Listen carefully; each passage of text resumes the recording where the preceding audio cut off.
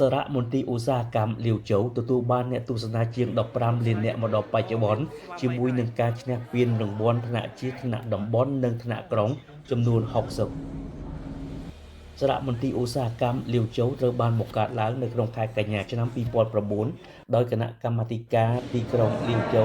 CPC បន្ទាប់ពីរដ្ឋាភិបាលប្រជាជនចិនបានផ្លាស់ប្ដូរទីតាំងអតីតរោងម៉ាស៊ីនវិជ្ជាព័ន្ធកបាសលាវជូ SIRT ទៅជាមន្ទីរឧស្សាហកម្មលាវជូហើយត្រូវបានបញ្ចប់ការសាងសង់ជាផ្លូវការ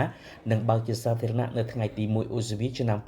2012ដែលមានទីតាំងស្ថិតនៅក្នុងទីក្រុងលាវជូខេត្តខ្វាងស៊ី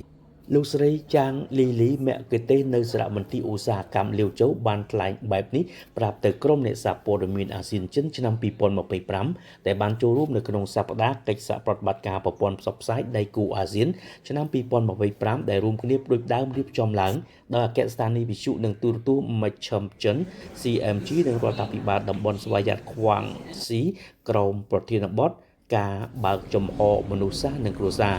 បើតាមលោកស្រីចាងលីលីសារមន្ទីរឧស្សាហកម្មលាវជូត្រូវបានផ្ដល់ងារជាសារមន្ទីរថ្នាក់ជាតិដំបូងនៅក្នុងឆ្នាំ2024និងនៅក្នុងឆ្នាំ2025ត្រូវបានទទួលស្គាល់ថាជាសារមន្ទីរស្នូលនឹងការអានវប្បធម៌ចិននៅក្នុងប្រទេសចិនដើម្បីឧទ្ទិសដល់ប្រវត្តិសាស្ត្រនិងវប្បធម៌ឧស្សាហកម្មការអភិរក្សបេតិកភណ្ឌឧស្សាហកម្មទេសចរឧស្សាហកម្មនិងការអប់រំអរិយធម៌អេកូឡូស៊ី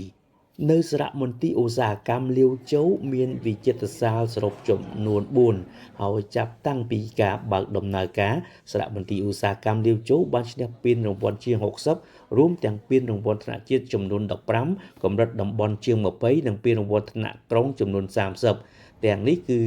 រួមមានសារមន្ទីរថ្នាក់ជាតិទី1ដែលបានតាក់ទាញទេសចរជាតិA4 ដងពានរង្វាន់ឧត្តមភាពសម្រាប់ការតាំងពិព័រណ៍សារមន្ទីរកំពូលទាំង10របស់ប្រទេសចិនសារមន្ទីរនេះបានទទួលអ្នកទស្សនាជាង15លាននាក់មកទល់នឹងពេលបច្ចុប្បន្នហើយក្នុងនោះមានអ្នកទស្សនាប្រហែលជា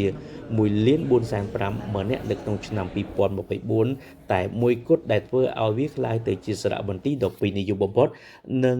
ធ្លាប់អ្នកមកទស្សនាញឹកញាប់បំផុតនៅក្នុងខេត្តខ្វាងស៊ីនិងទូទាំងប្រទេសចិន